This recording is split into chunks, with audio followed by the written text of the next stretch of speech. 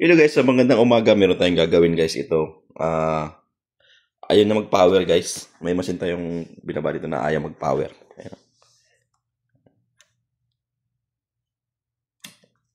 Ayaw na mag-power guys. So, wala siyang power pero meron naman siyang AC. Ayun o, indicator na naka-plug in. So, ayaw na mag-power. So, first time kong maka-encounter ng ganitong problema ng SLA 5000 guys na walang power. So, titingnan natin guys.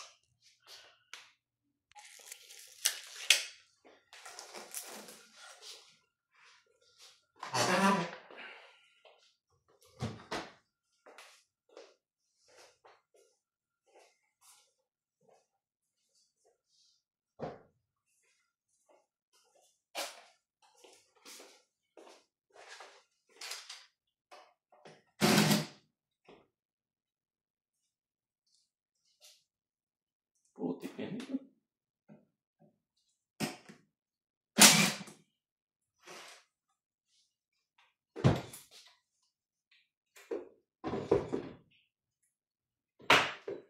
Boom, yung ano ko ah.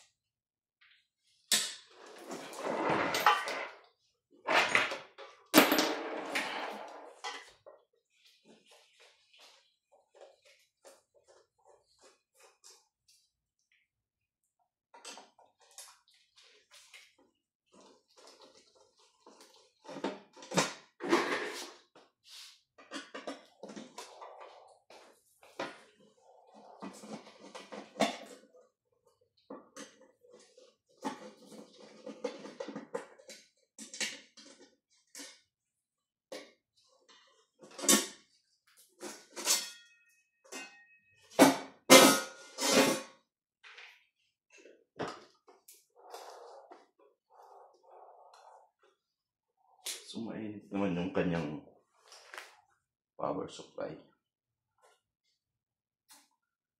So, unang gagawin natin guys. So, unang gagawin natin is magpalit muna tayo ng ating baterya. So, para malaman natin.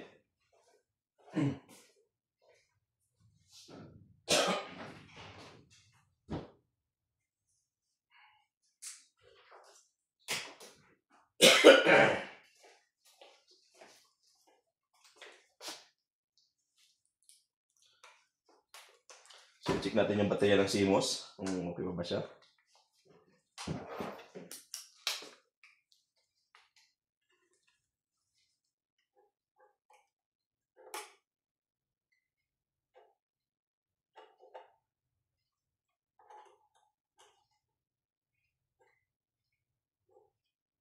So, 1.5 yung isa dead na. So, rin yung baterya 1.5 pa, pero ito kasi medyo marami, hindi ko contact. So, linisin lang natin yung contact guys, kasi hindi maganda yung kanyang contact ng baterya.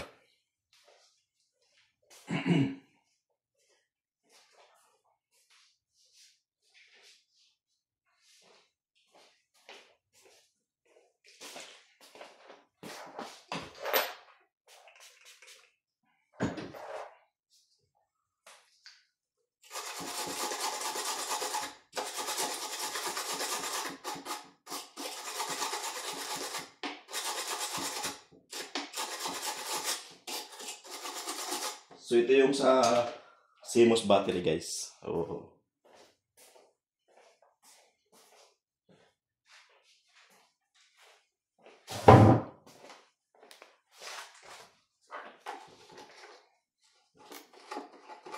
Ito kasi mangyayari pag naiwanan ng hindi napalitan na tapos nagkinalawang yung yung connector niya. Corrosion dahil sa baterya.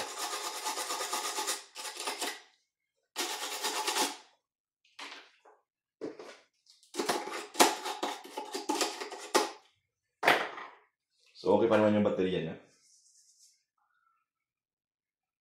So balik natin.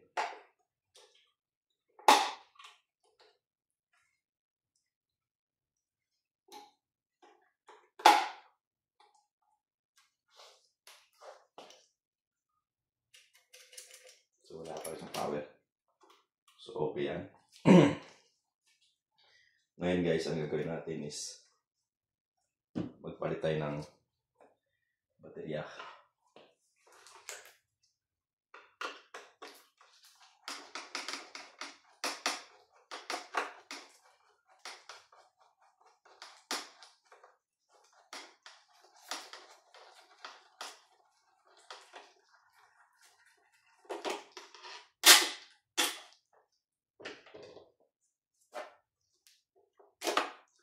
So ito guys, hindi natin kailangang picturean yung nito. Isado na natin itong nito.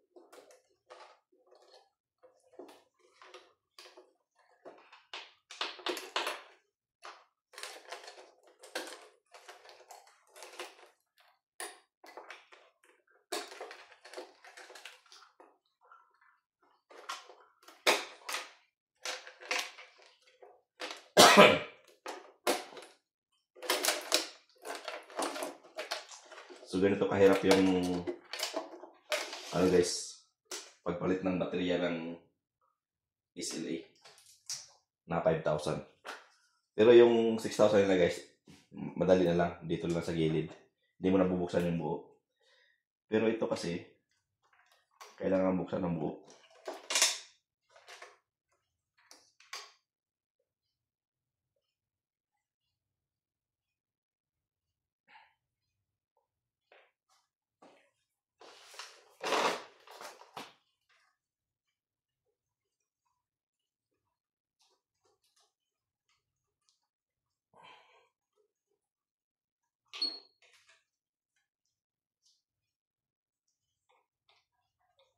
So bago tayo mag-continue sa troubleshooting guys,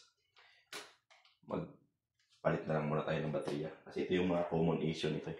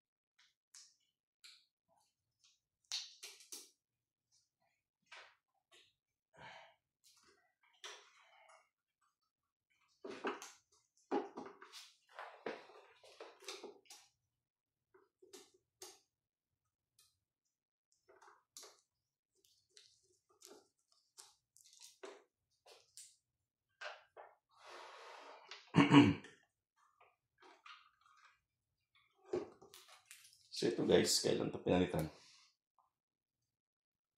Bago lang 2024. Pero luma kasi ito kasi makita mo nagkukurod na yung ano niya, connector. Yung mga lumang stock na pinalit siguro dati. Yan ang problema sa battery guys pag na-stock. Yun ang nagiging issue. Kahit kapapalitin mo lang. Pero stock siya. Mahina na rin yung kanyang ano niya, power.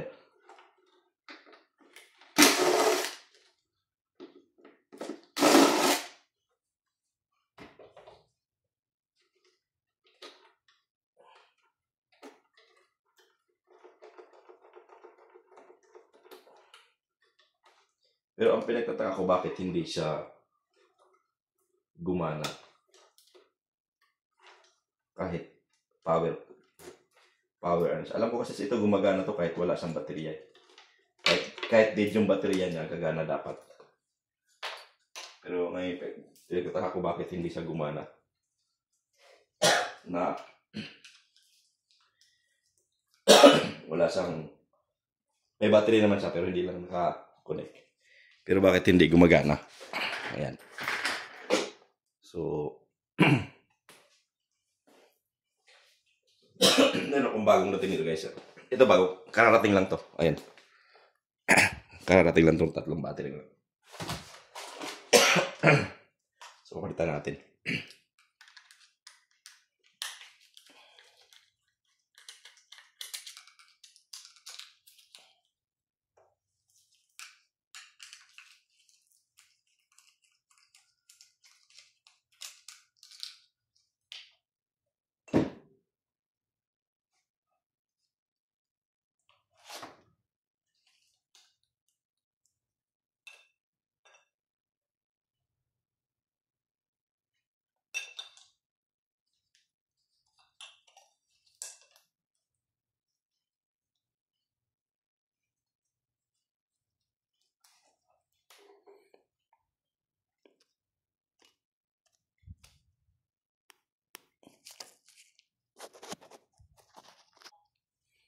So, install na natin ulit yung ating bagong battery guys. So, lagyan ko lang ng date installation. Ngayon, 4/25.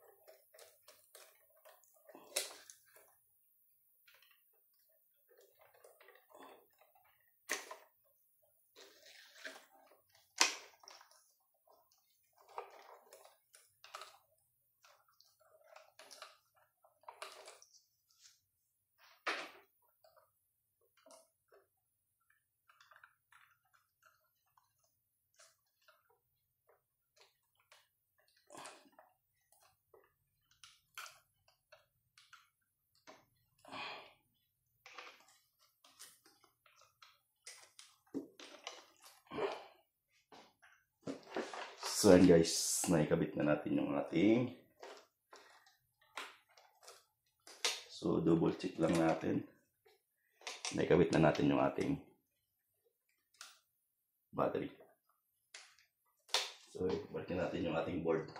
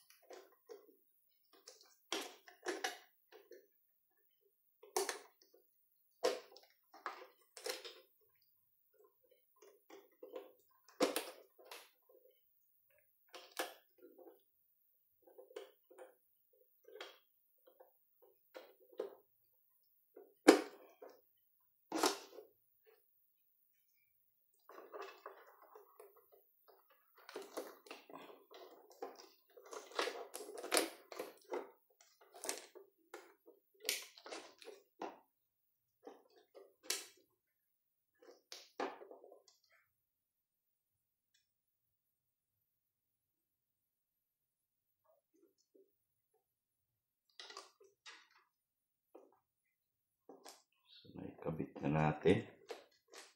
So ito na lang.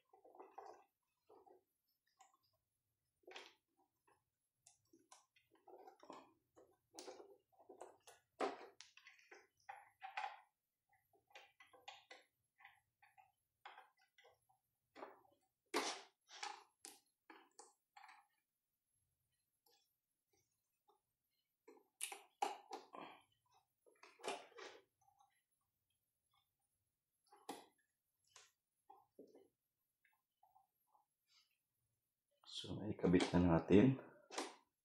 Lagyan natin ng lock.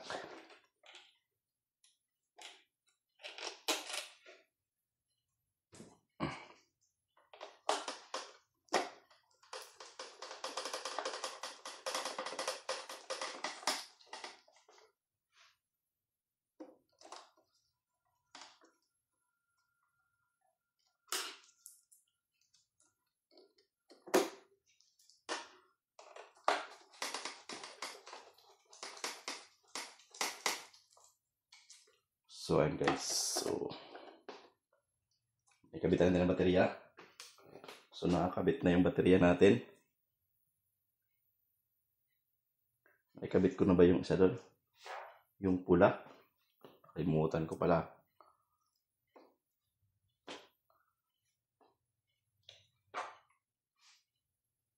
Ilan na ba to?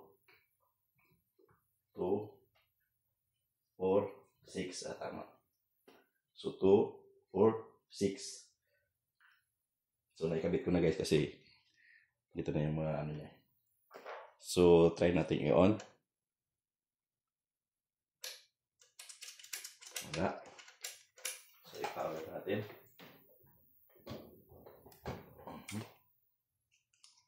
So, nagki-click siya guys. Meron siyang power yung ano, charging niya. AC. So, on natin.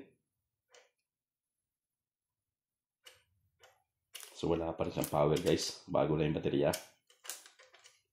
So, may problema tayo sa power supply. So, bago na yung baterya guys. Pero, hindi pa rin siya nag-on. Yan o. Ayaw pa rin niya mag-on. So, ganun pa rin. Meron siyang power indicator. Ayun o. Charging. Power indicator siya. Pero ayaw pa rin siyang mag-on.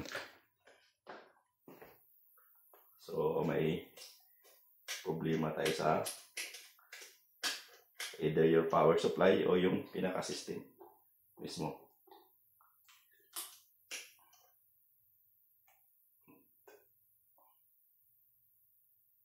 Ayaw tayo gumana. So, wala talaga siyang power. So, tingnan natin yung ating voltage. Magbo-voltage stick kayo na guys. So, ito guys, nakapalit na tayo ng battery lahat. Pero, ayaw pa rin siya mag-on. Ayaw pa siya mag-on. So, mag-check voltage tayo ng ating battery. So, yung battery natin guys, ito yung battery natin eh. Meron siyang 12.3. Ayun o. 12.3 yung battery niya. Yan, 12.3. So, meron siyang 12.3 na yung battery kasi bago na yung battery niya guys. Pero bakit ayaw pa rin niyang mag-on? So, pangalawang check up natin guys. Check natin yung ating battery fuse.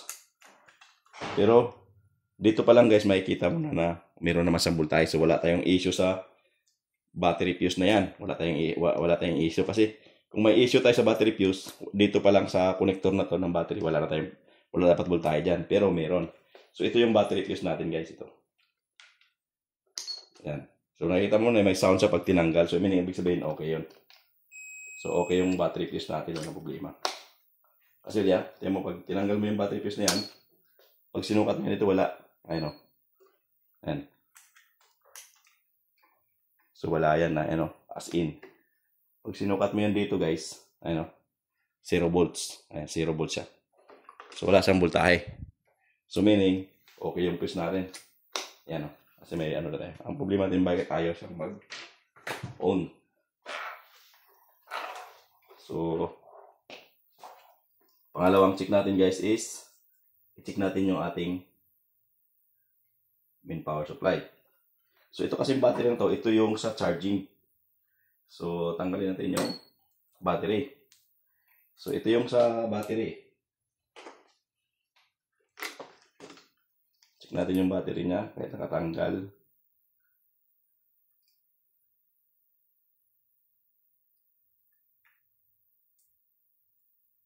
Ayan guys, meron. Ayan meron siyang 12 volts. Ayan. So, meron tayong 12 volts sa ating baterya. Ngayon guys, ang gagawin natin, ipa-plug natin yung power. Titingnan natin kung meron ba siyang charging voltage. Yan. So, check natin yung ating voltahe dito guys. Nung connector. So, DC. Ayan. Naka-DC naman tayo. Check natin yung voltahe nandito. Kung meron ba. 14.4. Meron guys So meaning, 14.4 meron tayong charging voltage. Meron yung power yung ating power supply. So 14.4 normal yan. So, okay yung ating power supply. So bakit siya ayaw mag-on? Bakit anong problema niya? Bakit ayaw na mag-on? So, itatry nating tanggal ng power. Ayan guys.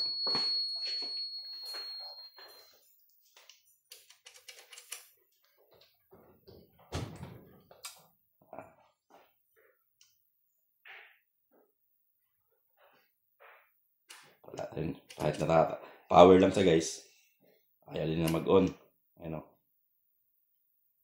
So, ibig sabihin, mayroon tayong problema dito sa control board. So, ano yung nagpapa-on ng system? O di yung CPU natin. So, okay yung power supply natin guys kasi mayroon naman siyang voltahe. Mayroon din naman siyang battery charging. So, okay. So, ibalik natin itong ating battery.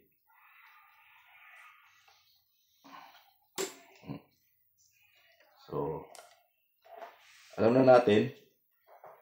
Ngayon, guys, i-check naman natin yung supply dito sa... Ito kasi supply natin na 12 volts eh.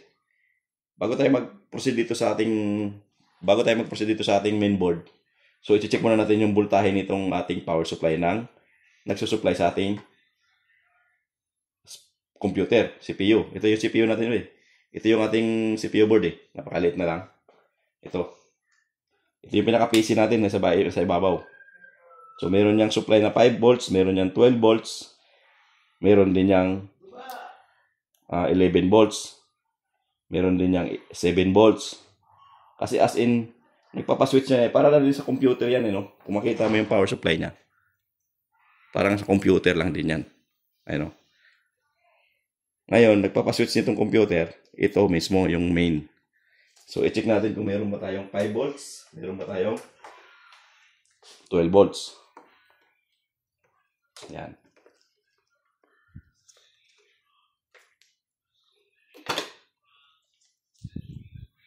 So, ayan. Pero kailangan naka-power. So, i-check natin yung ang common niya nasa ilalim. Kahit sa ground lang natin guys, meron niya sa ground. I-ground lang natin itong ating isang probe. So, i-check natin yung ating 5 volts. Ayan. Ito yung 5 volts yan eh. So, wala yung 5 volts yan guys. Yung 12 yellow.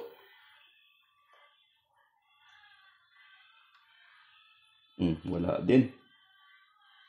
Bakit wala? So, dito tayo kuha ng ground sa black. Para malaman natin guys.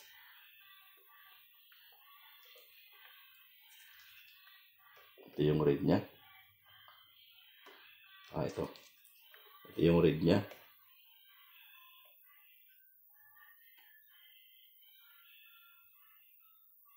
Wala talaga.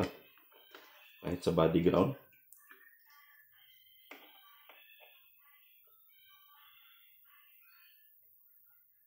Wala yung 5 volts. Ayun, wala. Pero yung 12.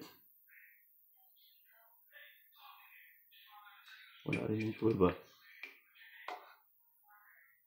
Bakit wala rin yung 12? So, ngayon guys, mag-focus muna tayo sa ating power supply. So, titingnan natin yung ating power supply kasi wala siyang 5 volts. So, ang nagpapaswitch kasi nitong ating CPU is yung 5 volts. Pag wala kang 5 volts, wala kang supply na 5 volts,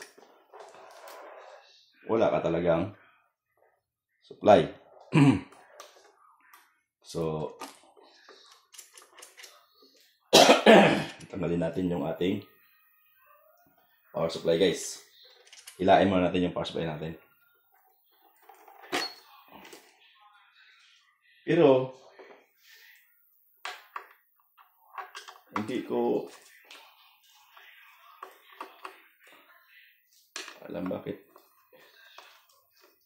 alam bakit wala siyang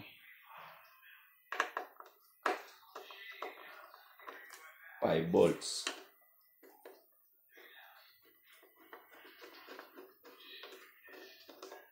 O ayaw niyang mag-switch yung power.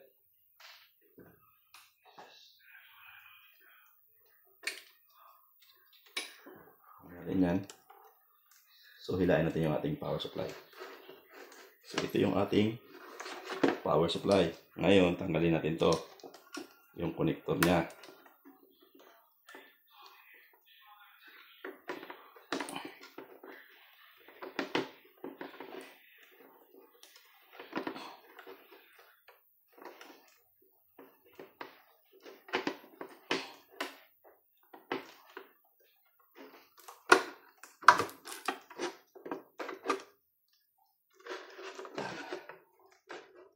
So, ito yung ating pinaka-power supply lang nila.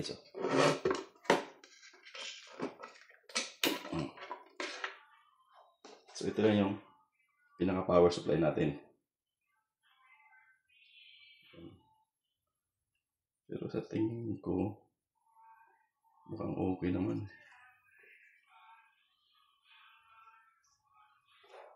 So, meron siyang green, black, green, blue. So, ito yung power supply niya, guys. So, ang gagawin ko, guys, bago ako mag-troubleshoot, magpapalit ako ng power supply na to. So, meron ako dong naka-standby na isang unit. Kukunin ko muna yung power supply niya. Para malalaman ko na ito ba yung sira. Para bago tayo mag-troubleshoot nito, mag-open ng sa loob, check ko muna ng verification.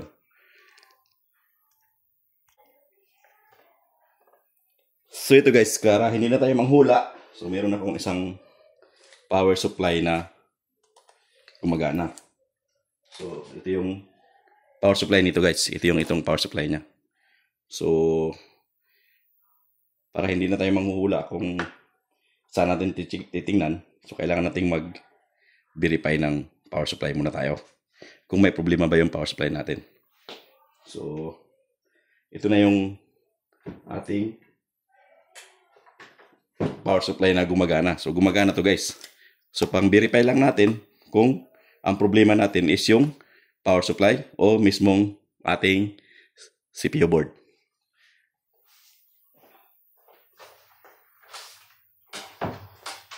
So, mas madali kasi tayong mag-troubleshoot guys pag alam natin yung side na may problema. So, kaya ang gagawin mo natin, verification. Mag-verify tayo mula sa power supply kasi ang problema natin is walang power. So, baka walang 5 volts yung power supply or walang 12 volts. Pero 12 volts guys, meron kasi merong supply dito sa charging volts. So, ito kasi parang power supply lang dito ng computer. Yung power supply na to. So, kaya ganun lang nito guys. Pag-check. So, verify muna natin kung may problema ba yung ating power supply.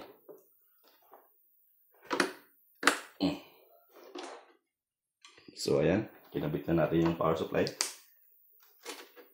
So, ang gawin natin dito, huwag nating i-tornilyo para mas madali magtanggal. So, ayan guys. So, ayan. So, meron siyang alarm.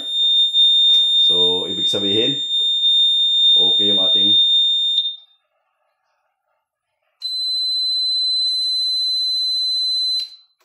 So, yan. So, pag nakita mo nga guys, pag tinanggal mo yung pinatay mo ng power supply, so may naririnig tayong buzzer sound. So, indication na guys na okay yung ating power supply na pinatay na bago. So, try natin. Saksak natin yung ating power. Yan. So, yan. So, nakita mo naman kung paano natin iti-check yung ating power supply. So, on natin. Ayan guys. Ayan, gumagana. Ayan guys.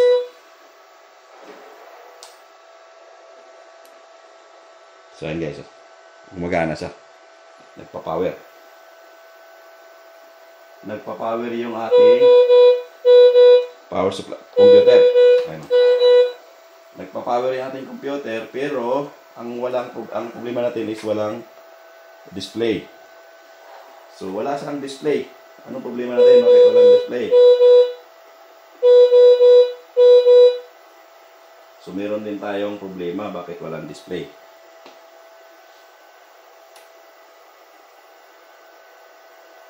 Okay lang. Patay muna natin.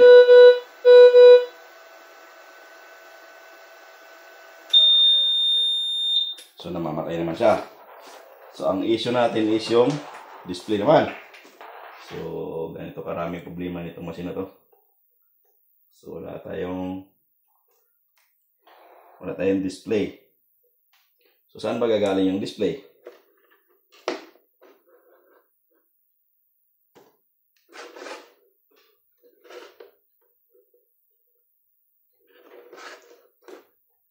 So, yan saan nagagaling ang display natin? Dito sa CPU. So, maybe baka may problema tayo dito sa ating CPU.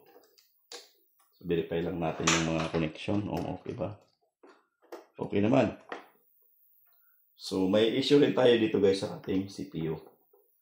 Tanggalin ko muna yung display. Ito yung pinaka-display board niya. Ito, power. Ito yung pinaka-display niya. Ito. So, sa luma, dito nakakabit yan. Pero itong bago is yung ganito na, connector na. Bagong version.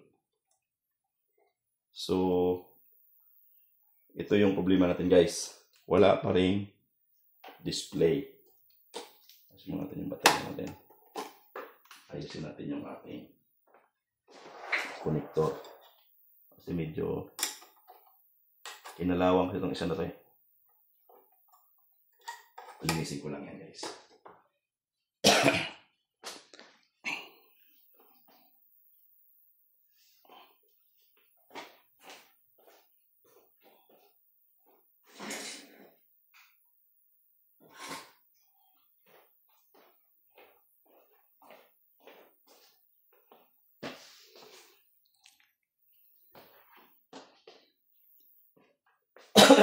Linisin muna natin guys. Kasi nagkukurot eh. Baka hindi nagkukontak. Ito kasi yung CMOS niya battery.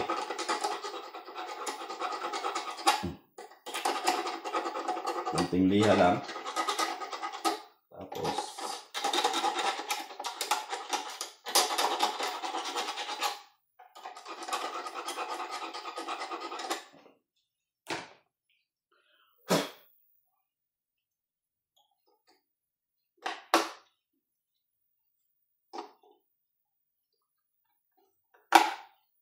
yan. So, try natin yun ulit.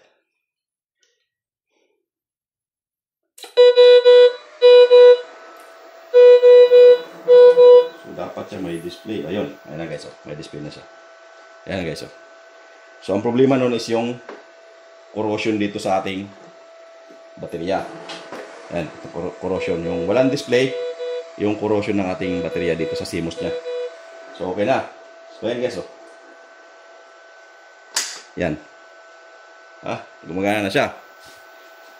So, ang ating problema is power supply. So, ang alam ko dito, wala siyang 5 volts ang ating power supply. So, ito ngayon yung ating i-repair. So, ngayon kasi sa mga medical equipment guys, so ayaw nila yung nire-repair yung mga components. So, dito,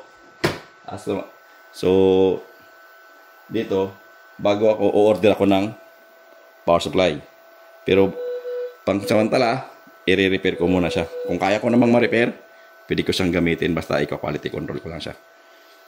So, may problema tayo dito sa ating power supply. So, hindi na tayo makakarating doon sa main board, CPU board kasi alam na natin ang problema natin is yung power supply. So, gumagana na siya. So, yan, nakita nyo yan. Ay power na siya. So, ganun lang ka pag-a-analyze guys sa mga ganitong machine. Medyo komplikado. Actually, itong mga machine to, komplikado to dahil ito yung life support. So, nagbibigay ng buhay ito ng ating mga neonate na pasyente, mga baby. So, yan. So, nung una natin nag-power siya, pero wala siyang display. So, ito yung corrosion niya guys. Oh. Kaya ang ginawa natin, niliha muna natin yung battery. Ito kasi yung pinaka-seamless battery ng ventilator na to. So yun guys, ganun lang kasimple pag mag-troubleshoot tayo ng machine na ayaw mag-power on. So nagpalit ako ng baterya. Akala ko baterya ang may issue. So kasi ito din ay mga luma naman to kasi nagkukurod na rin yung mga connector niya. So napalitan ko, ganun pa rin. So ganun pa rin ang problema niya, ayaw pa mag-on. Kasi may issue tayo dito sa power supply niya. Walang 5 volts yun. Walang supply yung ating CPU. So, ang supply ng ating CPU, guys, itong Raspberry ito, yung mini PC. Yung mini PC na to. So, ang supply nito is 5 volts. Ayun, no? 5 volts saka 12. So, wala siyang 5 volts, wala siyang mag-on sa ating CPU. So, ang issue natin is 5 volts. Pero kasi may 12 volts tayo dito eh. So, ang issue natin is 5, itong red. So, wala siyang 5 volts. So, hindi mo talaga mapa-on yung ating CPU board. Ito yung pinaka-computer natin, guys. Eh. Kaya yung napa-on natin, so may problema yung ating yung power supply. So, power supply issue, guys, ang ating problema nito sa ventilator na to. So, itatry ko siyang i-repair. So, at least alam natin na ang problema niya is yung power supply. And guys, ganun lang kasimple mag-analyze o mag-troubleshoot ng ating mga problema ng ating mga makina. Mas madali pag meron kang mga spare. Pag wala kang parts, so mangangapa ka talaga. So ang gagawin mo is manghuhula ka. So bago tayo manghula, kailangan components by components tingnan natin, guys. So ilan, guys, hanggang dito na lang siya. Yan. SLE 5000. So meron tong TTB plus tsaka high frequency. Ayun. Yan. Yan lang.